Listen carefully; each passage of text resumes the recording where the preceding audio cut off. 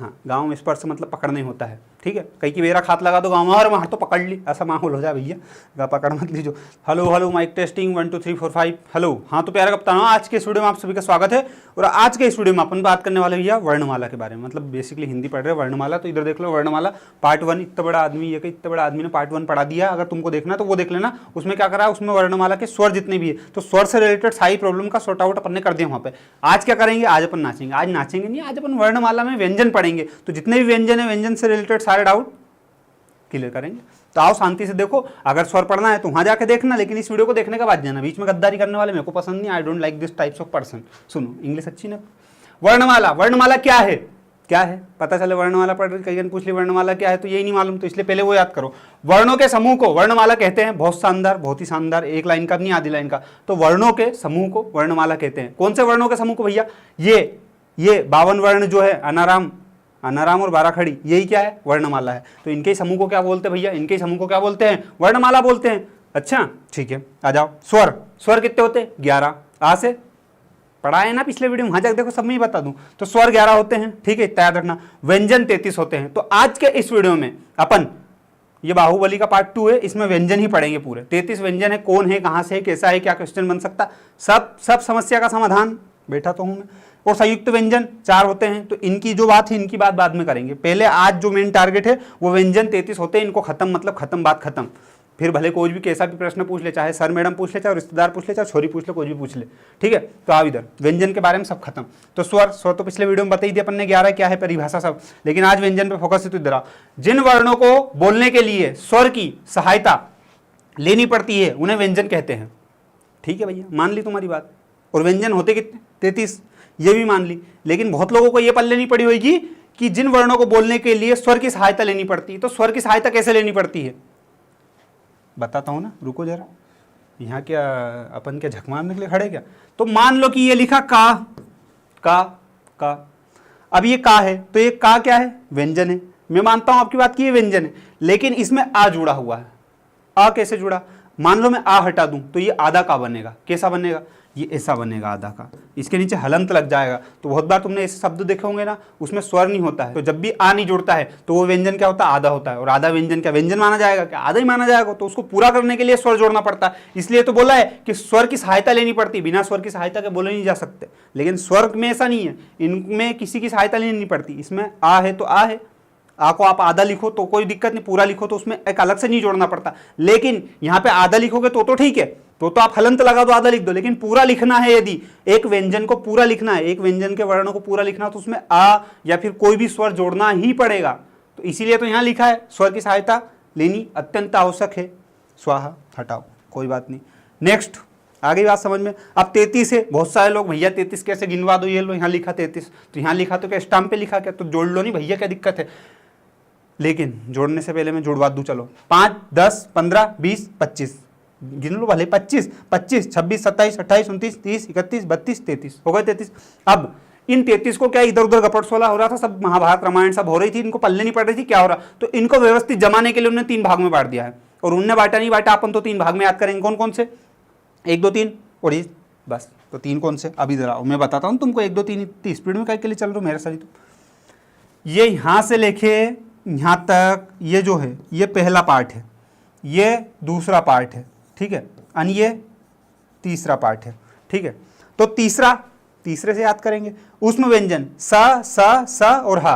कभी भी कहीं पे भी यूं बोला जाए कि उष्म व्यंजन, तो उस उष्म व्यंजन का मतलब आप ये समझेंगे कि उसमें सा और हा की बात की जा रही है पूरी हिंदी में। आगे बात समझ में। और कहीं पे भी तुमसे बोला जाए अंतस्थ व्यंजन, तो या र ल वा, इन 4 की बात की जा रही है, ये याद रखना, ठीक है। ये 2 मैटर खत्म। अब यहां से का से लेके पा तक, मतलब का से लेके ये मां तक, ठीक है। इन सबको मैं बोलूं कि का से लेके मां तक को एक साथ क्या बोल सकते हैं, तो इनको बोलते हैं स्पर्श व्यंजन। मतलब ये जो है का से लेके मां तक कई का भी वर्ण बोल लो तुम, कई का ही बोल लो, तुम्हारा मन हो, जो वो मुंह में किसी ना किसी से टकराएगा, कुछ ना कुछ ऐसी क्रिया करेगा जिससे उसका मतलब किससे टकराएगा। जैसे ये है ना का कंठ से टकराता है, ठीक है, ता दांत से टकराता है, ये चीज आगे बताऊंगा, रुक जाओ जरा। तो का से लेके मां तक के जो है स्पर्श व्यंजन कहलाते हैं, जो पहले नंबर का ही है। और स्पर्श व्यंजन कौन कौन से होते हैं, का से मां तक होते हैं, ठीक है। 5 वर्णों में बटे होते हैं, क च ट त पा। कैसे याद करना है, तो ये एक झटके में सब याद करते हैं, क च ट त प। क च ट प, इसको क च ट त प, ऐसे याद कर लो और क्या। ठीक है, अभी इसको मैं और क्लियर करूंगा, थोड़ी सी शांति बनाए रखो, क्योंकि हिंदी है, मतलब ऐसा थोड़ी नहीं कि रास्ता खा लिया फटाफट। ठीक है, तो इधर देखो, अब यहां तक तो तुमने देखा कि इनको अपनी सुविधा के लिए अपन ने 3 भाग में बांटा, 1 2 और ये 3, आ गई बात समझ में। लेकिन इन तीनों को उच्चारण के आधार पे और अलग अलग भागों में बांटा है, मतलब जीवान किधर जाती है, हवा किस अंग से टकराती है, होठ से टकराती कि दांत से टकराती, इस आधार पे भी इनको 3 भागों में बांटा है। वो 3 भाग ही मेन है, तो वो 3 अपन पढ़ेंगे ये। ठीक है, अब ये 3 पढ़ेंगे, और मैं बता दूं कि मेनली क्वेश्चन इसी से आते हैं। ठीक है, तो अघोष व्यंजन मैं धीरे धीरे पढ़ाता हूं तो एकदम फ्लो नहीं आता, इसलिए मेरे को थोड़ा तेज चलने दो। अघोष व्यंजन एक होता है सघोष व्यंजन। सघोष व्यंजन मतलब भैया सा का मतलब क्या होता है, सा का मतलब साथ में, जैसे सीनू संग XYZ कई की छोरी। ठीक है, तो वो सा, तो घोष का मतलब कंपन, मतलब घोष मतलब कंपन, सा मतलब साथ में, तो कंपन के साथ में, तो सघोष या घोष व्यंजन क्या होता है, स्वर तंत्रिका में कंपन होता है। ठीक है, वो क्या कहलाते हैं, सघोष या घोष व्यंजन कहलाते हैं। पहली बात तो ये। ठीक है, जिसके बाद में अघोष व्यंजन, तो जिन वर्णों को उच्चारित करते समय हमारी स्वर तंत्रिका में कंपन नहीं होता है, ये स्वर तंत्रिका कौन सी, गला, इसमें कंपन नहीं होता है, वो क्या कहलाते हैं, अघोष व्यंजन। यहाँ पे सघोष लिखा है, इसको सघोष को काटो और अघोष करो, तो जिनमें गले में कंपन नहीं होता वो अघोष व्यंजन कहलाते हैं। आ का मतलब नी होता है, नी मतलब नहीं, तो घोष मतलब कंपन, तो कंपन नहीं, बस सीधी बात हो गई। ठीक है, लेकिन एग्जाम में क्या पूछते, परिभाषा तो पूछते वो तो ठीक है, लेकिन एग्जाम में मेनली अपना क्या काम है, तो मेनली अपना काम ये भैया कि अपने से पूछेंगे कि अघोष व्यंजन जो है ये वाले, इनमें कौन कौन से वर्ण आते हैं वो बताओ तुम। तो कुछ भी नहीं, 2 शब्द याद करने, बस 2 शब्द, इतने तो याद करने ही नहीं है, 2 शब्द। लेकिन उसके लिए एक बात समझनी पड़ेगी पहले, आओ मैं थोड़ा सा समझा दूं तुमको। ये का वर्ग है, ये चा वर्ग, ये टा वर्ग, ये ता वर्ग, ये पा वर्ग। जब भी मैं बोलूं, मैं क्या कोई भी बोले कि पा वर्ग, तो उस पा वर्ग में सिर्फ पा नहीं आता है, पा वर्ग में पा, फ, बा, भ और मा, ये 5 आते हैं। जब भी कोई बोले कि टा वर्ग, टा में ये 5 आ जाते हैं। का वर्ग, का में का, ख, ग, घ, ड़ ये आ जाते हैं। ठीक है, तो ये पूरे वर्ग होते हैं। और इसमें एक चीज होती है कि ये पहली लाइन होती है यहां तक की, ये इन 2 की बात नहीं चल रही अंतस्थ और उसमें की, ये पा तक की बात चल रही, क्योंकि पा मतलब स्पर्श व्यंजनों की बात चल रही। तो पहला ये का, च, ट, त, पा। अब मैं बोल रहा हूं तुमसे थोड़ी देर के लिए कि ट वर्ग का तीसरा वर्ण, ट वर्ग का तीसरा वर्ण, तो टा पे जाओ दौड़ के, और दौड़ के जाते ही फिर तीसरे पे जाओ, तो 1 2 3 तीसरा। ठीक है, अब मैं बोलूं कि का वर्ग का तीसरा वर्ण, फट से यहां पहुंच जाओ। ठीक है, आगे बात समझ में, तो यही गणित यहां लगाना है अब अपने को। तो बस 2 शब्द याद करने हैं, पहला और दूसरा, स्पर्श व्यंजन के किसी भी वर्ग का पहला और दूसरा, और जिसके बाद में ऊष्म व्यंजन। ठीक है, हो गया खत्म यहां तक ऊष्म व्यंजन। सघोष जिनको बोलने में कंपन होगा वो कौन कौन से हैं, तो भैया किसी भी वर्ग के स्पर्श व्यंजन जो होते हैं उसके किसी भी वर्ग के तीसरे चौथे और पांचवें वर्ण के साथ साथ अंतस्थ व्यंजन, या, र, ल, व। ठीक है, बस इतनी सी चीजें। और क्लियर नहीं हो रहा होगा ना, तो यहाँ पे तुमको ये तो आ गई सघोष और अघोष, अभी थोड़ा सा क्लियर हो जाएगा। देखो मैं बताता हूँ तुमको, मेरे को मालूम कहाँ उलझ रहे हो, तो मैंने अगले पेज पर और अपडेट कर दिया उसको। देखो इधर अल्प प्राण महाप्राण, अब दूसरा बांटा है अपन ने, पहले सघोष अघोष, यहाँ पे स्वर तंत्रिका में कंपन के आधार पे, लेकिन अब जो है वो अल्प प्राण महाप्राण। अल्प प्राण महाप्राण का मतलब भैया, अब मैं कोई शब्द बोल रहा हूं तो उसमें ज्यादा आवाज आ रही कि धीरे आ रही कि कम आ रही, वो चीज है, मतलब कितनी वायु निकलती है मुंह से उसके आधार पे। तो देखो महाप्राण, महाप्राण का मतलब मैं तुमसे पूछूं तो महाप्राण मतलब जाहिर सी बात है, महा का मतलब ज्यादा, एक होता है युद्ध, एक महायुद्ध है ना, मानव महामानव राक्षस शरीर का, तो वैसे ही प्राण, प्राण मतलब यहाँ पे वायु निकल रही है, प्राण मतलब हवा निकल रही है ना मुंह से, तो वो महाप्राण होगा, मतलब ज्यादा निकलेगी। तो यहाँ पे देखो वायु की मात्रा अधिक लगती है महाप्राण में। और यहाँ इधर आओ, जिन वर्णों के उच्चारण में हमारी प्राणवायु की कम मात्रा लगती है वो अल्प प्राण कहलाती है, अल्प और महाप्राण। ठीक है, यहाँ तक तो हो गया भैया क्लियर। लेकिन एग्जाम में क्या हमसे ये पूछते हैं, तो ये चीजें क्लियर करनी, इनको देखकर घबराओ, बहुत ईजी है, बस ये सफेद डब्बा याद करना। उस पूरे पेज में तुमको ये सफेद डब्बे के अलावा कुछ भी याद नहीं करना है, बाकी चीज तो तुमको याद ही है। मैं बोलूँ कि महाप्राण मतलब जिसमें ज्यादा आवाज निकालनी पड़े, ये हो गया याद। जिसके बाद में भैया ये सफेद डब्बे में क्या याद करना, देखो अब तुमसे कोई पूछे कि अल्प प्राण व्यंजन के अंतर्गत भैया कौन कौन आते हैं, तो तुमको बस ये डब्बा याद करके बताना है प्रत्येक वर्ग कौन से, स्पर्श व्यंजन के प्रत्येक वर्ग, मतलब का से लेके मा तक का जो है ये तो प्रत्येक वर्ग। अब वर्ग कौन सा, 5 तो वर्ग ही है, 1 2 3 4 5, का वर्ग, चा वर्ग, टा वर्ग, ता वर्ग और पा वर्ग। ठीक है, तो प्रत्येक वर्ग का, ये जो प्रत्येक वर्ग का पहला मतलब पहली लाइन, तीसरा मतलब तीसरी लाइन, और पांचवा मतलब पांचवी लाइन। तो कुल मिला के सफेद सफेद जो भी लिखे हैं वो सारे कहाँ जाएंगे, इधर आ जाएंगे। भैया तुमने इधर क्यों नहीं लिखे, उसका कारण ये क्योंकि तुम लोग ये 12 खड़ी है ना सीक्वेंस में लिखी मैंने, अगर इधर इधर करता तुम लोग गड़बड़ जाते, उनने ऐसे ऐसे कैसे याद करें। अब तुमको मालूम कि 12 खड़ी कहाँ से लेके माँ तक लिखा है, उसमें कुछ नहीं करना है, ये पांचों वर्ग का पहला तीसरा और पांचवा उठा के रखना अपने को, तो सफेद सफेद सारे इधर जाएंगे, सीधी बात है। तो एक डब्बा तो याद करना, प्रत्येक वर्ग का पहला तीसरा पांचवा प्लस अंतस्थ व्यंजन, अंतस्थ व्यंजन याद करने ना, अंतस्थ व्यंजन कौन कौन से यार अलावा, खत्म, इतनी सी बात है। इधर आप महाप्राण वायु, थोड़ा सा देखो, मैं मानता हूं कि थोड़ा सा देखो, पढ़े ये इतनी आसान होती तो हर कोई कलेक्टर नहीं बन जाता, थोड़ा तो दिमाग पे जोर डालो। तुम तो सोचो कि हमको रायता ला दो हम बस पी लें, तो ऐसा नहीं हो भैया। महाप्राण, इसमें प्रत्येक वर्ग कौन कौन से, का से लेके माँ तक के 5 वर्ग है, 5 वर्ग में से प्रत्येक वर्ग का दूसरा और चौथा वर्ण, दूसरा मतलब दूसरी पूरी पट्टी और चौथी पूरी पट्टी प्लस ऊष्म व्यंजन कौन से, सा हा, खत्म, लोड लेना ही नहीं है इतना सा जरा सा, आगे बात समझ में, बस इतनी सी तो बात है। तो 2 पढ़ लिया अपन ने। अब तीसरा आता है, सांस ले लूं जरा, घबरा गया यार। तीसरा, प्रयत्न विधि के आधार पर वर्गीकरण, मतलब अपन जो मुंह से बोलते हैं ना उसके आधार पे और भी भागों में बांटा है, तो ये सब अलग अलग भागों में बांटे हैं, ठीक है। तो वो सारी चीज़ अपने को देखनी। इधर आओ, स्पर्शी व्यंजन मतलब जब से मैं तुमको बता रहा था ना स्पर्श व्यंजन कौन से, इधर आओ ना, ये यहाँ पे बताया था ना तुमको, ये का से लेके माँ तक के सारे स्पर्श व्यंजन है, तो ये यहाँ पे हैं, ठीक है। लेकिन सबको अलग अलग क्यों बांटा, सबकी हेडिंग अलग है ना, प्रयत्न विधि के आधार पर वर्गीकरण, इसलिए इनको बांटा है। तो स्पर्श व्यंजन है क्या एक्चुअल में भैया, थोड़ी सी डेफिनेशन पढ़ लो। जिन व्यंजनों के उच्चारण में फेफड़ों से आई वायु किसी अवयव को स्पर्श करके निकले उन्हें स्पर्शी व्यंजन कहते हैं। अरे डोटा गया था स्पर्शी व्यंजन कहते हैं। तो वो कहां से है, कहां से लेके मां तक के, ठीक है। मुंह से कोई हवा निकली और वो अपने निकलते निकलते दांत से, होठ से, तालू से, कहीं से भी टकराए तो वो क्या हो जाता भैया, स्पर्शी व्यंजन। कहीं पे तो उसकी वायु टकराई है, तो वायु टकराई मतलब स्पर्श कर लिया, पकड़ लिया उसको, तो वो वाला सीन है ना। हाँ, गांव में स्पर्श मतलब पकड़ना ही होता है, ठीक है। कहीं की बेरा खात लगा दो गाँव में और वहाँ तो पकड़ ली, ऐसा माहौल हो जाए भैया, गा पकड़ मत लीजो। तो इधर देखो तुम तो, का वर्ग, चा वर्ग, टा वर्ग, ता वर्ग और पा वर्ग, आगे बात समझ में। तो का वर्ग जो है हमेशा, का वर्ग मतलब का में मैंने बोला था वर्ग में 5 आ जाते, का खा गा घा डा। का वर्ग में कोई सा भी वर्ण बोल लो, डा बोल लो, घा बोल लो, तुम्हारा कंठ पे जोर पड़ेगा, हल्का सा वो फील करना पड़ेगा, महसूस करना पड़ता है, ठीक है। हाँ, थोड़ा सा फील करोगे तो होएगा, मेरे को तो नहीं होता, तुमको हो तो एक अलग बात है, ठीक है।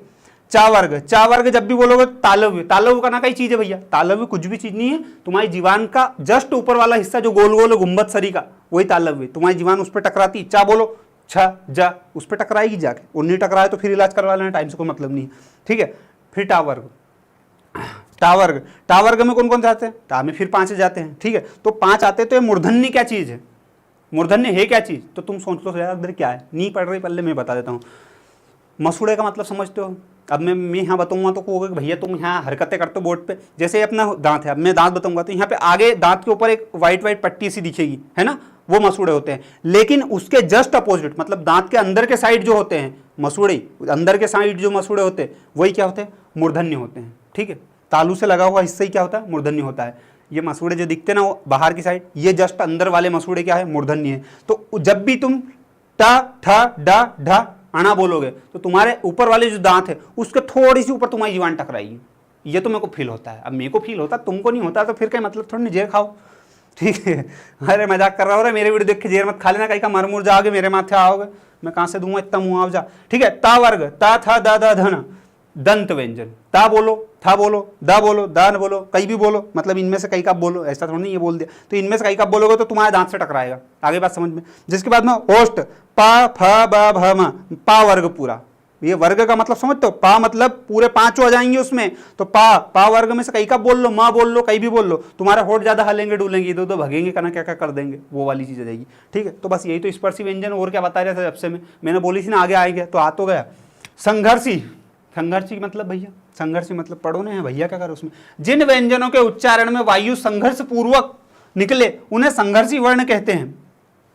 कैसे, अभी मैंने तुमको बताया था, ऊष्म व्यंजन मतलब क्यों, जब वो बोलते हैं ना अपन सा सा सा हा, तो थोड़ी सी गर्म हवा निकलती है, हल्की सी निकलती है, हल्की सी मतलब ऐसा थोड़ा नहीं तुम मुंह हाथ ही सेक लो ठंड में, उससे इत्तेमान नहीं, हल्की सी गर्म निकलती है, ठीक है। तो ये याद रखना कि ऊष्म व्यंजन को ही क्या संघर्षी व्यंजन बोलते हैं। संघर्षी मतलब जब घर्षण होगा ज्यादा, अपन जरा जरा क्यों हाथ घस दो तो कैसा गर्म हो जाए, तो वही तो यहाँ संघर्षी, और संघर्षी जब घसोगे तो गर्म होगा तो ऊष्मा निकलेगी, तो जो संघर्षी व्यंजन है वही क्या है, ऊष्म व्यंजन है। तो याद रखना संघर्षी ऊष्मी एक ही है, बस इनमें क्या है घर्षण होता है और उसमें क्या ऊष्मा निकलती है, तो दोनों बात तो एक ही है। यही बात समझ में, बस यही और कुछ भी नहीं है। पेन का फेंक दिया। तो इसके बाद में भैया अपन बात करते हैं स्पर्श संघर्ष।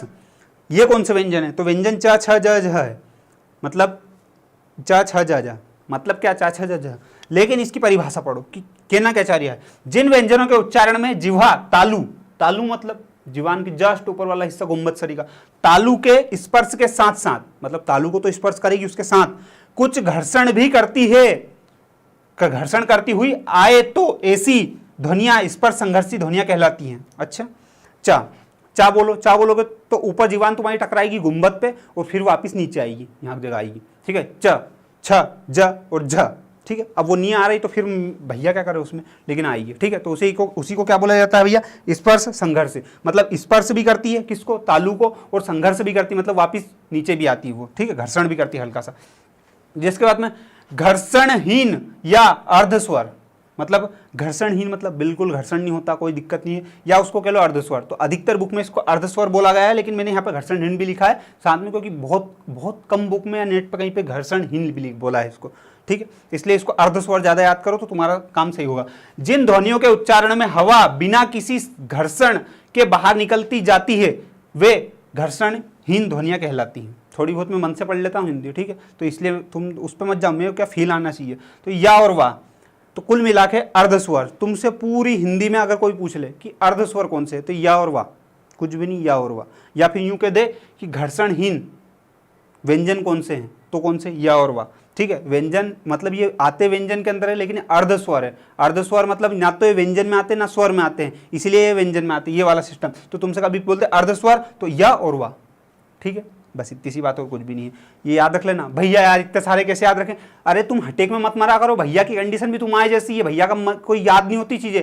इस चक्कर में मैं क्या करता हूँ, थोड़ी सी क्रिएटिविटी करता हूँ। अभी रुक जाए, सारी चीजें एक पन्ना आएगा लास्ट में, सारी चीजें याद हो जाएंगी। नहीं याद हो ना तो वीडियो देखना बंद कर देना, फिर मैं कह रहा हूँ सही में मत करना, थोड़ी सी तो कष्ट करना पड़ेगा। पर सारी चीजों की ट्रिक है लास्ट में। ट्रिक मतलब एक टेबल बना हुआ व्यवस्थित तरीके से, वो याद करवा देगा। नासिक के जिन व्यंजनों के उच्चारण में वायु मुख्यतः नाक से निकले उन्हें नासिक के कहते हैं। नाक से मतलब हवा नाक से निकलेगी। डा, इया, अणा, ना और मा, इनको बोल के देख लो, नाक से हवा निकलेगी तुम्हारी। जैसे इया मेरे को तो कोई सूझ नहीं पड़ रही, तुम देख लो। पर हाँ ऐसा बोला जाता है। बोला क्या जाता है, हिंदी के विद्वानों ने रिसर्च करी है, तो नासिक के व्यंजन में डा, इया, अणा, ना और मा आता है, ठीक है। लुंठित इन व्यंजनों के उच्चारण में जिह्वा नोक में कापन या लुंठन या कहना कहीं कहीं, हाँ तो राज अब भी बोलते हो तो तुम्हारी नाक में और जीवान में दोनों में थोड़ा सा ऐसे धूजने वाला क्रिया होती है, ऐसा ये कहना चाह रहा है, ठीक है। इसको मैं याद करवा रहा हूँ तुमको, इसीलिए रुक जाओ जरा, बस 2 और बच्चे, 2 के बाद इसकी टेबल आ जाएगी, फिर 1 नंबर याद होगा तुमको। उच्छिप्त, उच्छिप्त मतलब जिन व्यंजनों के उच्चारण में जीभ के अगले भाग को थोड़ा ऊपर उठाकर झटके से नीचे फेंकते हैं उन्हें उच्छिप्त व्यंजन कहते हैं। कौन कौन से, ड और ढ।